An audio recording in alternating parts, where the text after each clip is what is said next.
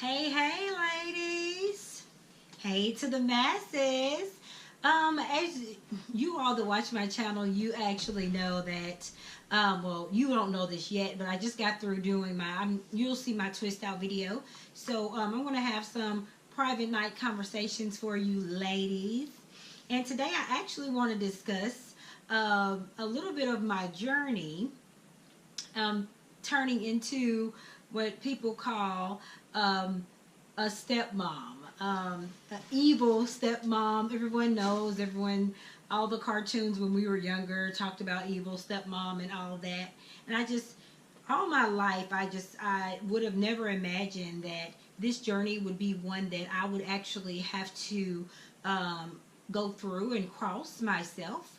I would have never thought that I would be a stepmom, nonetheless date someone that had a child. So I thought that that was very amazing that God chose specifically me to cross this journey, because I did not envision to have to cross this journey.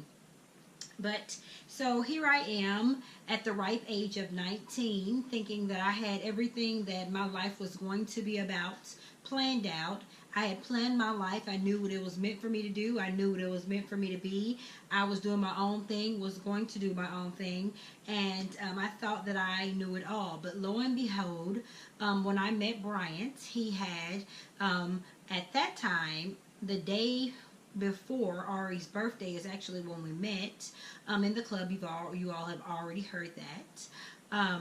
And she was actually 2 at the time. And when we met was the day before she turned 3 years old. So when I met her, she was 3 years old. She had been 3 years old for a couple of days, I think like a week or two. So here I am, this 19-year-old that has inherited this 3-year-old booming baby girl. Now, let me tell you, I was not the mothering type. That doesn't mean I wasn't motherly. I just didn't know what that was. So I wasn't the mothering type. I hadn't been around kids for more than a couple of hours going to my auntie's house for Christmas and as well as 4th of July. So I have not been around kids. I liked kids. I thought that they were okay, but at that time, when I was 19, it was all about Nisha, and nothing was going to get in the way of that. So when I was actually called to this journey, I had no idea that the same journey that I vowed that I would not go through is the same path that God basically drugged me through and that I'm still living today. It's so funny, as I grew up, I always thought I had all of my I will nevers. I will never date outside of my race. I will never date a man who has kids. Who does that? I will never. It was so many I will nevers, and most of them, actually probably about, yeah, well, most of the I will nevers that I had in my little 19-year-old, 18, 17, 16-year-old mind, set out to vow that I would not do is exactly what I had to cross and what I had to face. And I am doing it by God's grace and His will, wholeheartedly.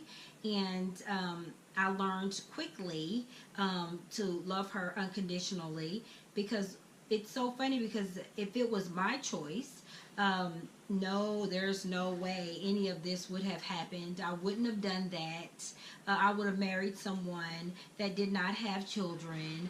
I would have married someone, and I mean, I guess the biggest thing was marrying someone that did not have children. I didn't want to deal with the baby mama drama. I didn't want to deal with any of that. I didn't want to deal with any of that. I knew I would not have to deal with any of that, so I didn't have a problem with it. But then when it actually faced itself, when I actually had to face it, I actually don't know what I was thinking when he actually released to me that he had a child. I don't know why I didn't hang up on him or run away or do any of those things. Well, ultimately what actually happened was God allowed that little booming baby girl to snatch my heart out of my chest and then place it back in there again. The love that I have for her is, you can't really explain it.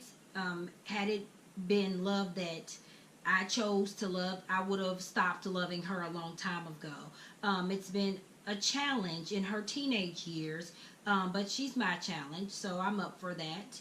In some kind of way, that booming baby girl has been my full-time daughter for now 13 years, going on the 12th of January. So I'll be with her for 13 years, and basically God has basically shown me time and time and time again that I was put on this earth to be her mom, and to be her mother. So I don't use the word stepmother often at all, because I think of a stepmother as someone who stepped into a mom's place.